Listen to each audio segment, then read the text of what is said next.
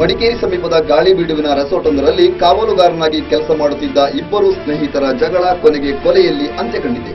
ಮೃತನನ್ನು ಫಕ್ರುಲ್ ಇಸ್ಲಾಂ ಎಂದು ಗುರುತಿಸಲಾಗಿದ್ದು, ಈತ ಮೂಲತಃ ಅಸ್ಸಾಂ ರಾಜ್ಯಕ್ಕೆ ಸೇರಿದವನಾಗಿದ್ದಾನೆ. ದಿನಾಂಕ 16ರಂದು ರಾತ್ರಿ ರೆಸಾರ್ಟ್ನಲ್ಲಿ ಕೆಲಸ ಮಾಡುತ್ತಿದ್ದ ಸಂದರ್ಭ ಕ್ಷುಲ್ಲಕ ಕಾರಣಕ್ಕೆ ಫಕ್ರುಲ್ ಹಾಗೂ ಆಜಾದ್ ನಡುವೆ ಕಲಹ ಏರ್ಪಟ್ಟಿದೆ. ಈ ವೇಳೆ ಆರೋಪಿ ಆಜಾದ್ ಫಕ್ರುಲ್ನ ಮುಖ ಹಾಗೂ ತಲೆಯ ಭಾಗಕ್ಕೆ ದೊಣ್ಣೆಯಿಂದ ಪ್ರಹಾರ ನಡೆಸಿದ್ದು, ತೀವ್ರ ಗಾಯಗೊಂಡ ಫಕ್ರುಲ್ನನ್ನು ಜಿಲ್ಲಾಸ್ಪತ್ರೆಗೆ ದಾಖಲು ಮಾಡಲಾಗಿದೆ. ಆದರೆ ಹೆಚ್ಚಿನ ಚಿಕಿತ್ಸೆಗಾಗಿ ಆತನನ್ನು ರಾತ್ರಿಯೇ ಮೈಸೂರಿಗೆ ಸಾಗಿಸಲಾಗಿದ್ದು, ಮಾರ್ಗ ಮಧ್ಯದಲ್ಲಿ ಮೃತಪಟ್ಟಿದ್ದಾನೆ. ಪೊಲೀಸರು ಆರೋಪಿ ಆಜಾದ್ನನ್ನು ಬಂಧಿಸಿದ್ದು ಹೆಚ್ಚಿನ ತನಿಖೆ ಕೈಗೊಂಡಿದ್ದಾರೆ.